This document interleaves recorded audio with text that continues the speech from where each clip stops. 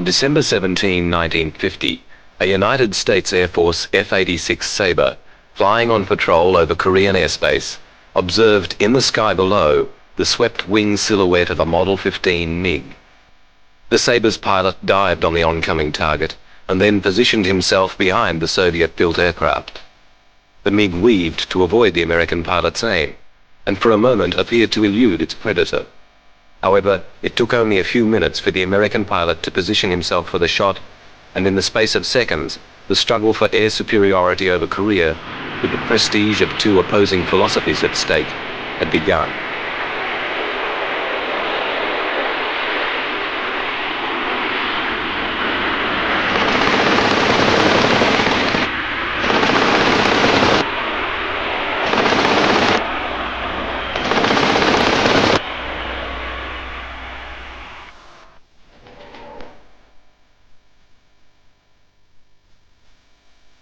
The history of jet-powered fighters actually goes back to before the Second World War. The first Allied jet fighter to enter service was the British Gloucester Meteor. Using two centrifugal flow engines, the Meteor was to lift fighter speeds from the previous 400 mph maximum to around 500.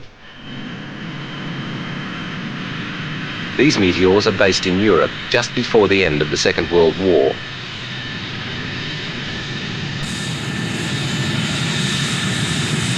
They're obviously of great interest to the American airmen, as the United States Air Force did not have an equivalent in service at the time.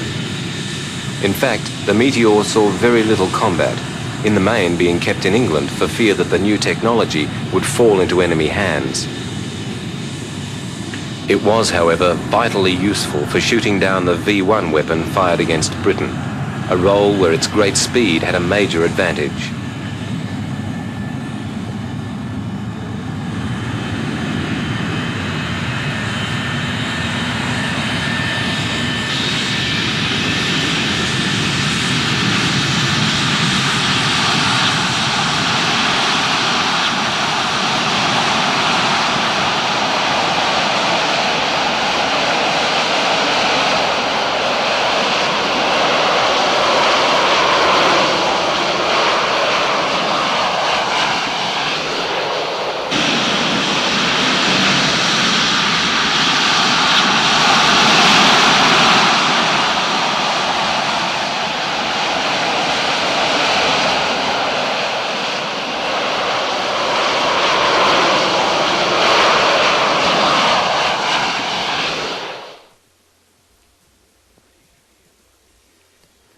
The British fear that the Meteor should fall into German hands was something of a paradox, because Germany was, at very least, 1 year ahead of British jet design and actually flew jet-powered aircraft before the war.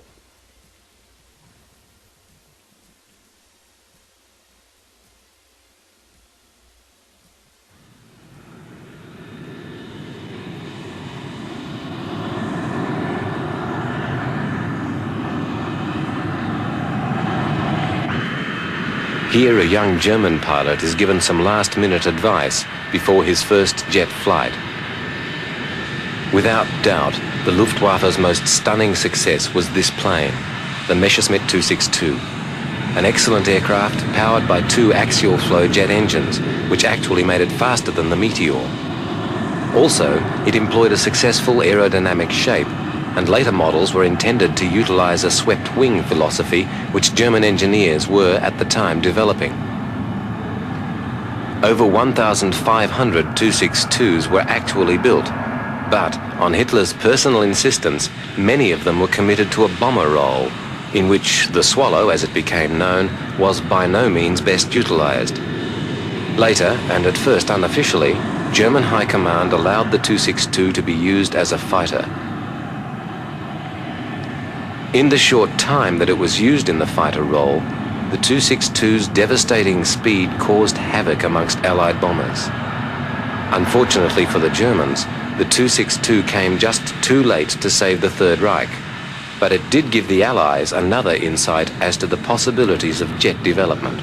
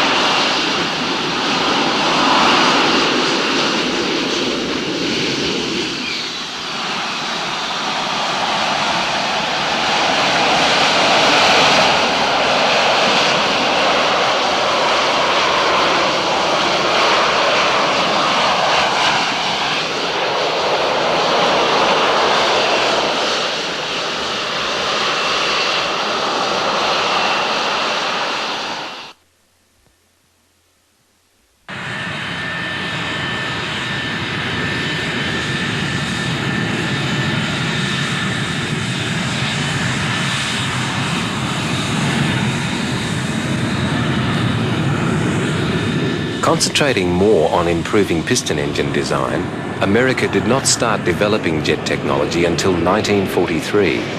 But had the war continued, the excellent Lockheed Shooting Star would have been its first combat jet.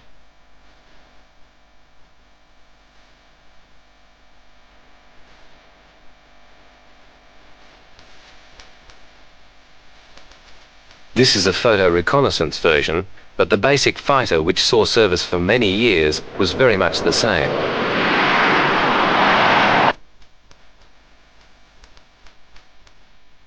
The Republic Thunderjet offered still further improvement, with a slender, streamlined fuselage and more powerful jet engines.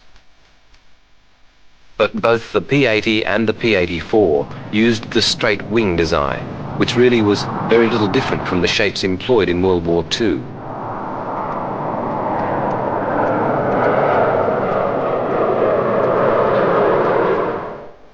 The North American Aviation Company also adopted a conventional straight wing layout for its first jet, but they gained access to the data on German swept wing technology immediately after the war, and as a result modified the wing and tailplane position into a swept back format.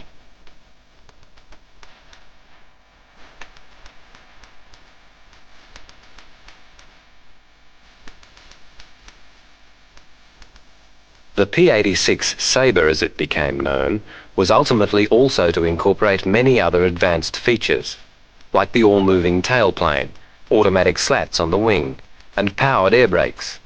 But most important of all its features were the swept surfaces, which enabled higher speeds to be obtained by reducing air resistance.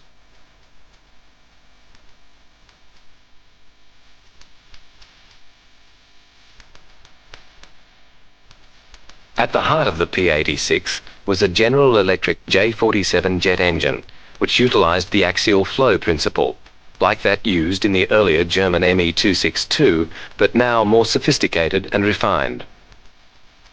The jet concept worked on the principle of air being drawn in from the air intake on the nose of the aircraft, then passed into an axial flow compressor area, where the air is progressively compressed through 12 different stages.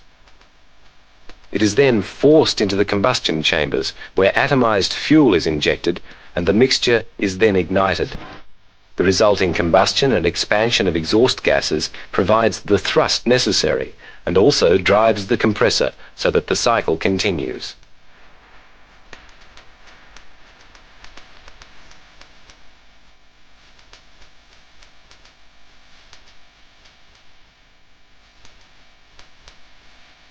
The thrust produced by the jet engine technology was something that ground crew also had to come to terms with. No-go areas were declared, in front of the engine intake for fear that personnel would be sucked in, and at the rear of the jets because of the phenomenal blast.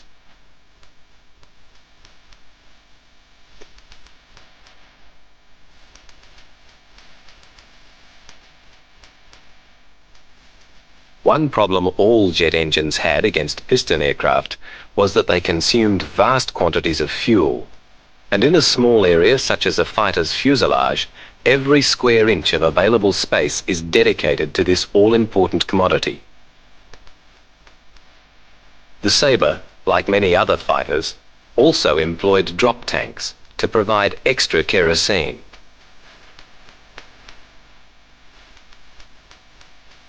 Most Sabres to go into production employed 6 50mm machine guns as the standard armament, and these were mounted on each side of the heavily armored pilot's position. On 1st of October 1947, the first prototype Sabre, designated XP-86, was ready for takeoff, its clean fuselage with swept surfaces providing a very streamlined image. The one-piece bubble canopy also offered fighter pilots the important facility of excellent vision. Here, number 597, the first completed aircraft, which was to utilize the earlier J-35 engine, takes to the air from Muroc. At the controls is George Welsh.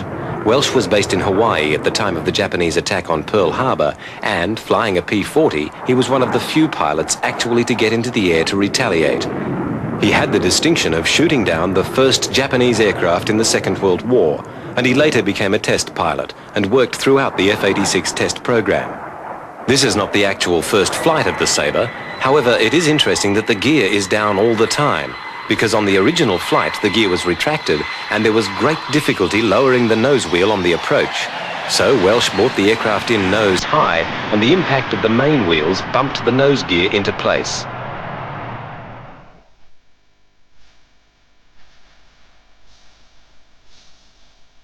Production of the Sabre was planned long before the prototype's first flight.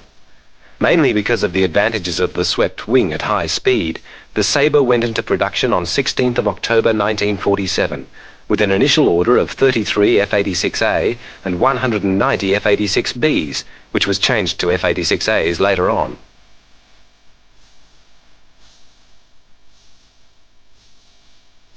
From the moment a pilot pushed the external switch to operate the powered canopy, he was stepping into a new world.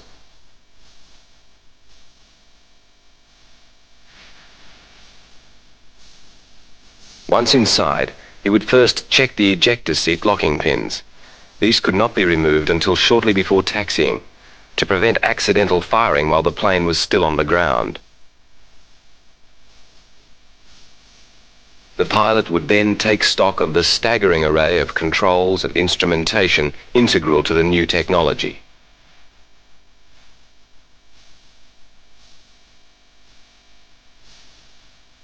The management of a Sabre was a far more complicated business than just the stick and rudder techniques required of pilots of earlier planes.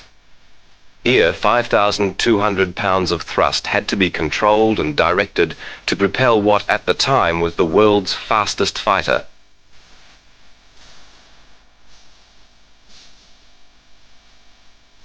George Tower, this is Air Force 184 requesting taxi clearance. Over.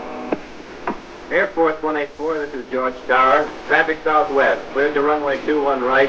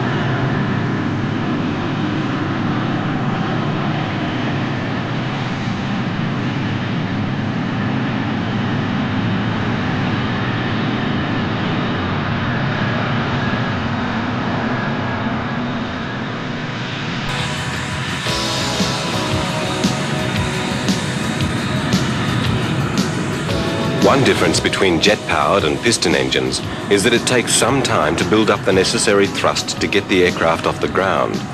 This was particularly so for the heavier jet bombers, but even fighters had to build up their thrust before takeoff.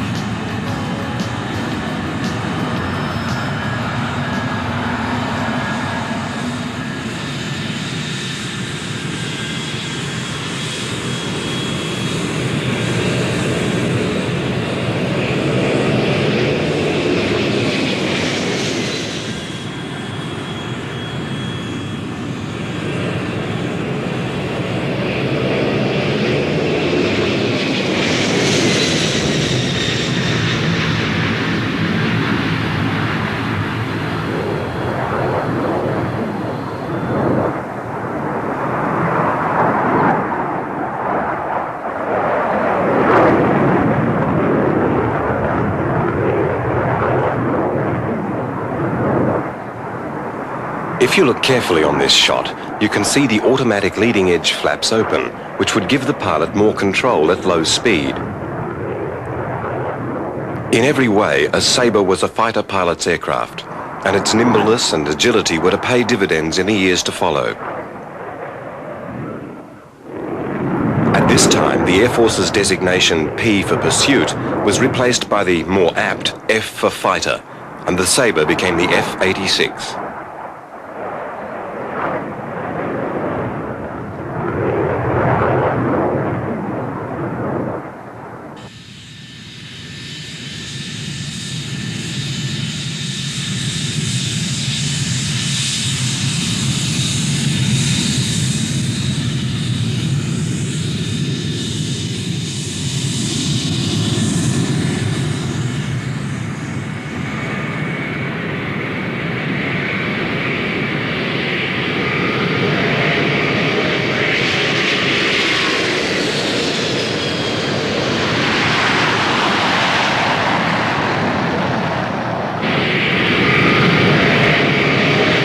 During the late 40s and early 50s, the Air Force gave many public displays demonstrating the Sabre's performance. And sometimes as many as 80 aircraft would fly in complicated formations, demonstrating aerial skills.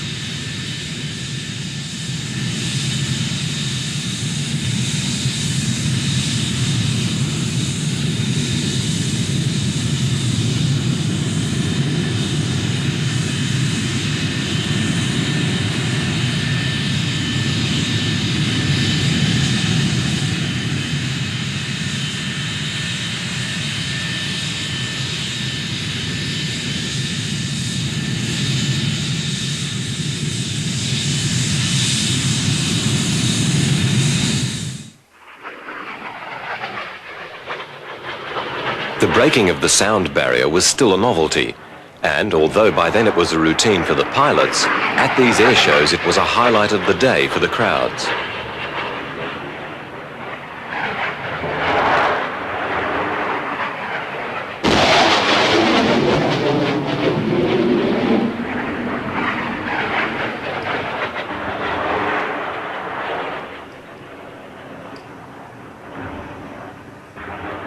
Public confidence in American air power was vital because in 1949 the Soviets demonstrated a lethal combination.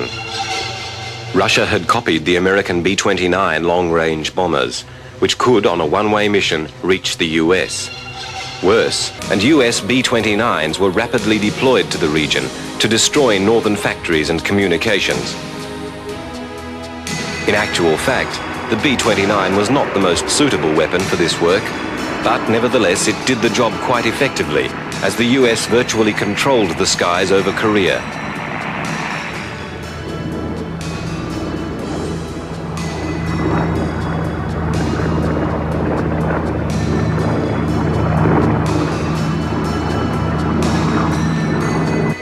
Then, on the 1st of November 1950, American pilots were stunned to see the first Russian-built MiG-15s.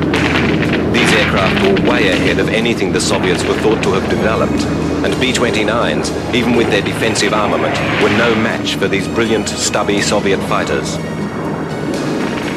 To counter the threat, the Pentagon ordered F-86s to be sent to Korea, and thus began the MiG versus Sabre contest.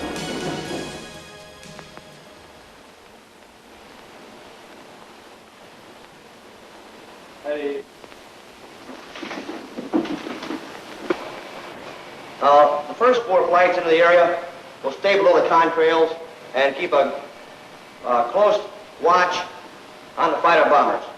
The last 2 flights will go above the contrails and check very closely for any MiG aircraft that might come in above the cons. Now, if you see MiGs up there today, call them out.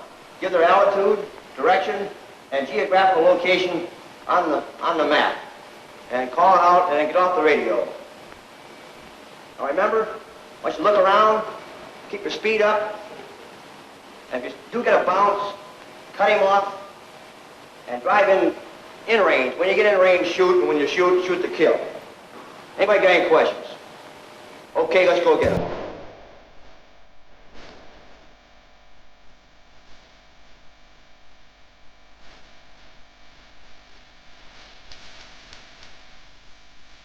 After briefing, each pilot would methodically check his aircraft, knowing that his life would hinge upon its efficiency as well as his skill.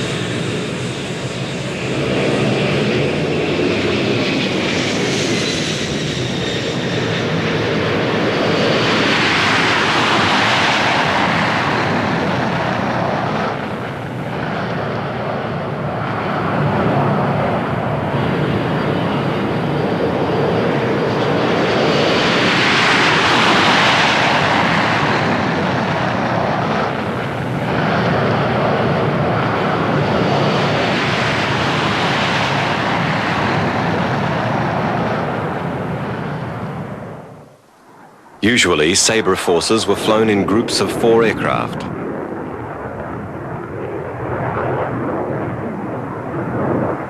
Tiger lead, Tiger 2 here. I got a couple bogeys out there. One coming around at 2 level. Roger, boy. I got up.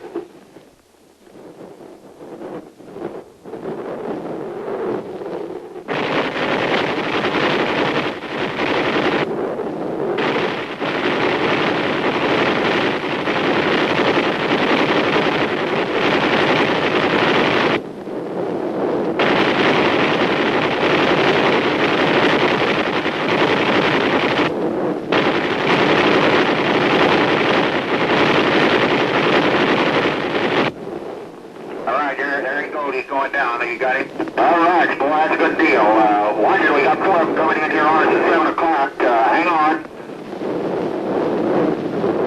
Tiger lead, we got 2 down here more at 3 o'clock position. I haven't done it, go ahead, take it, and I'll cover you. All right, I'm going in now. Okay, you're clear. Go ahead, go ahead. Tiger, I'm clear. We're going to start firing now. You're still clear. All right, look at them chips off, babe. Okay, he's down, boy. You got him too.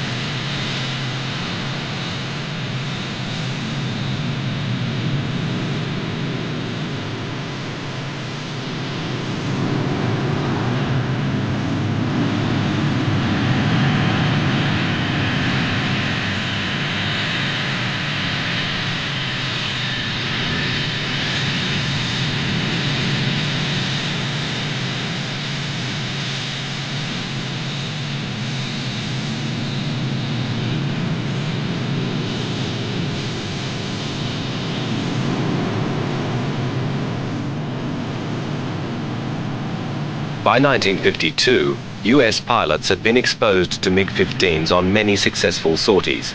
And as with the Second World War, an elite of aces appeared, men who had the skill and determination to maximize the ability of their fighters against the enemy.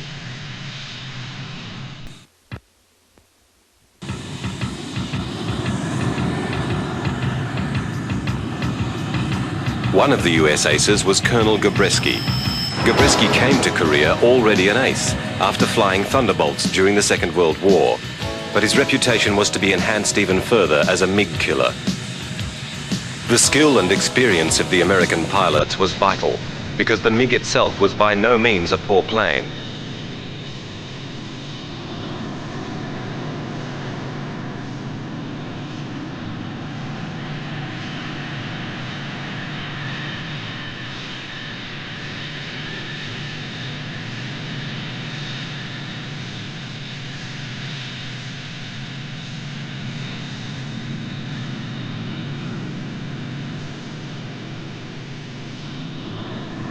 Although MiG kills were much higher than Sabre losses, there's no doubt that the MiG-15 was a brilliant aircraft, and in several ways was superior to the Sabre.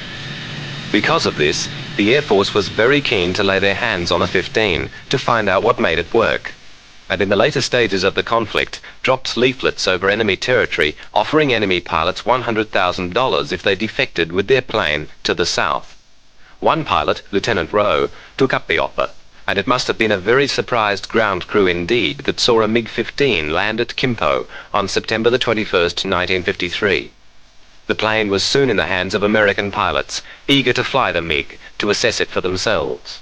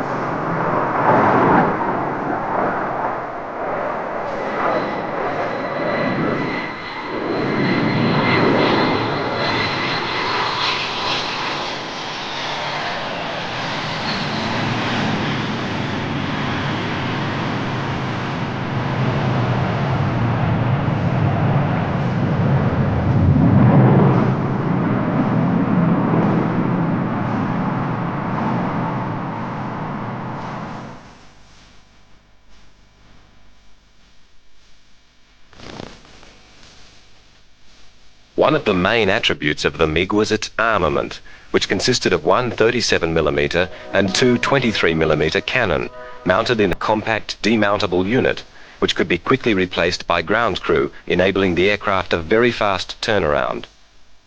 The borrowed MiG, as it became known, was obtained complete with ammunition, and therefore it was possible to test its firing power.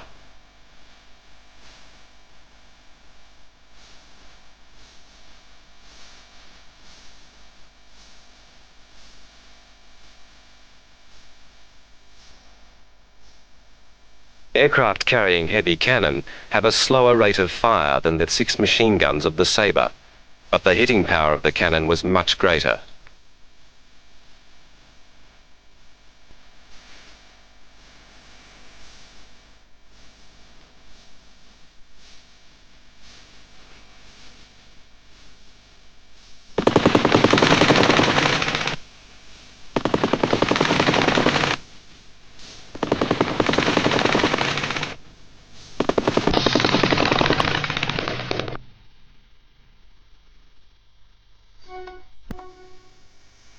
The MiG's armament encouraged the US to develop a combination of 4 20mm cannon for the Sabre to replace the 6 50mm machine guns. Although it arrived late in the Korean conflict, the cannon-equipped Sabre actually had several MiG kills. But for most of the campaign, it was the machine guns, with their high rate of fire, that would bring down the MiGs.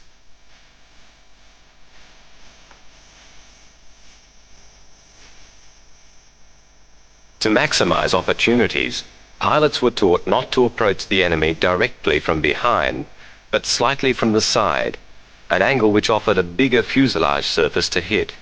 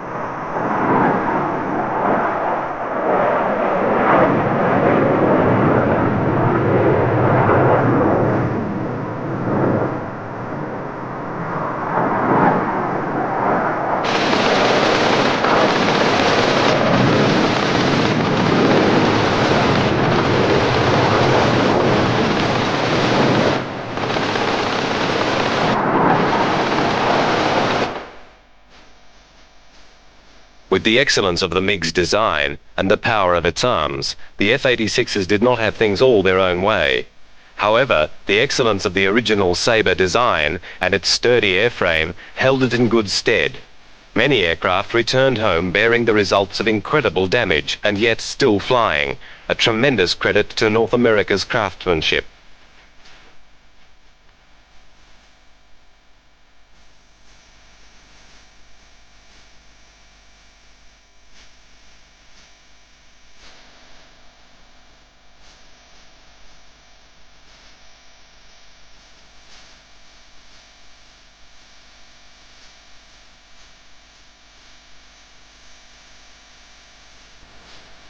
One of the strengths of the Sabre was the heavy armor provided for the pilots, and this brought back many men who would otherwise not have made it. As the Korean conflict proceeded, American aces were sent back to train new pilots in the ways of the 86 in combat. This policy of experienced pilots passing on their skills to younger men was the other half of the American formula which won the Korean air conflict. Because the MiG was so evenly matched with the Sabre in its overall ability, in the hands of better pilots, the conflict may have had another outcome. It was the greater competence and better training of the American pilots with their consequent greater skill that was the real margin between the two planes. For the pilot, suiting up was no easy matter. Firstly, he would be wearing a heavy flight suit, plus a lined vest, and the obligatory .45 automatic. He also had to don a Mae West life preserver, the essential parachute, and a survival kit which contained everything from a rubber raft to a homing beacon.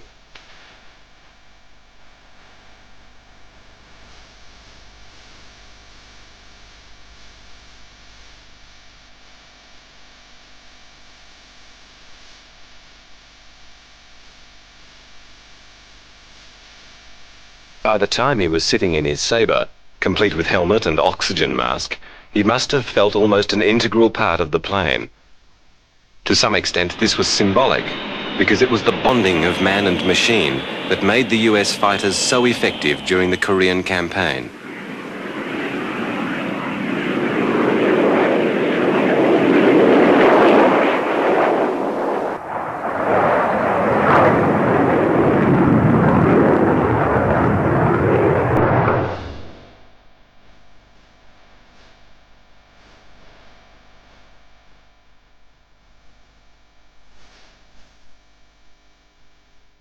The Sabre's design allowed for considerable flexibility in its use.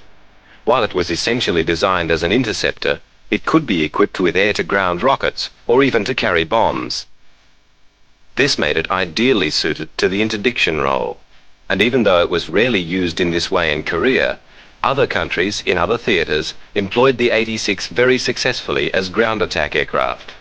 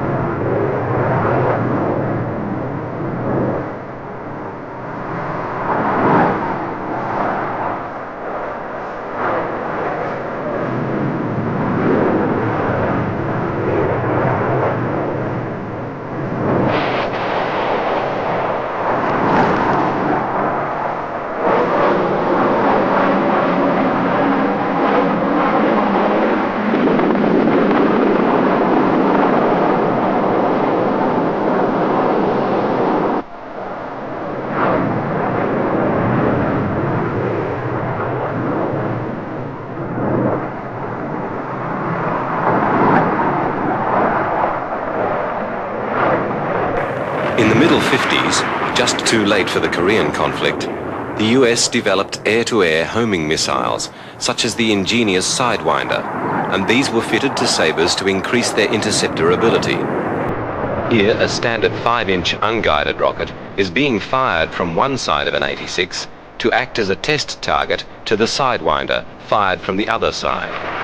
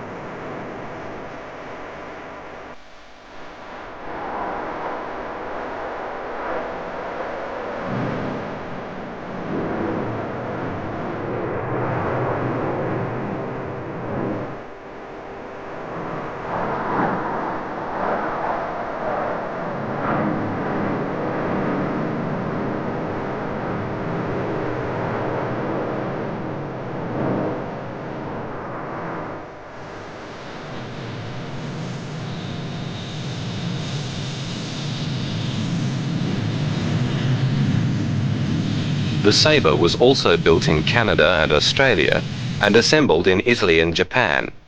But perhaps the most interesting development was from Australia. The Royal Australian Air Force had a requirement for an upgraded Sabre, and the Commonwealth Aircraft Factory totally redesigned, strengthened and lengthened the fuselage of the 86 to incorporate the same Avon engine that powered its Canberra bombers. This provided an engine with 50% more thrust than the early Sabre, although incorporating the larger engine was no easy task. The Australian Sabre was the most powerful produced, and although its maximum speed was not that much greater than the American version, it had much higher acceleration and lifting capability.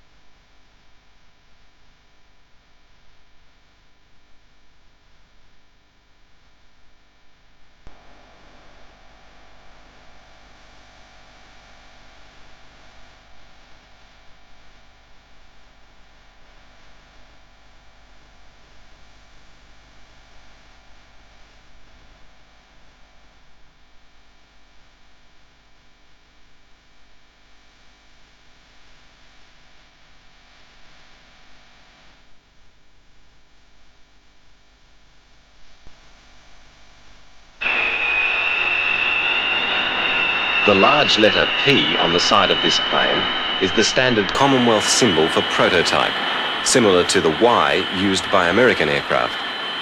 Australia produced 112 Avon-powered Sabres, a number of which were given to the Indonesian Air Force as they were superseded by the French Mirage.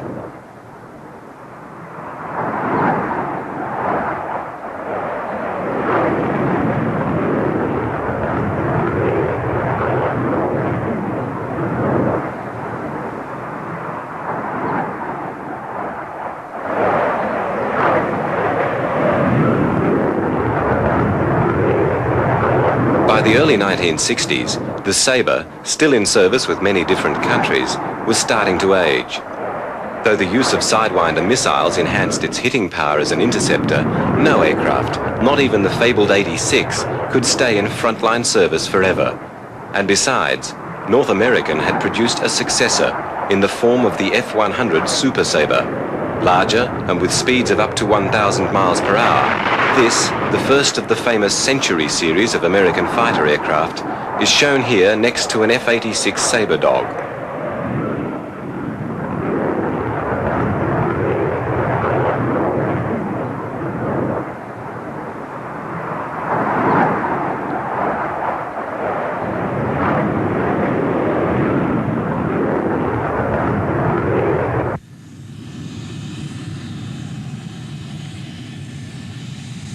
In the early 60s, the Sabres were progressively transferred to the Home Guard. Here, a pilot inspects an 86 which has been relegated to the Home Guard use. Again, the combination of man and aircraft is totally effective.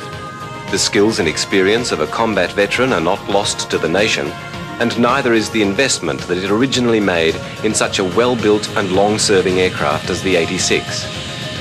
For many years after it was replaced in frontline service, the Sabre, in the hands of the Home Guard's skilled and dedicated aircrew, provided a second line of defense.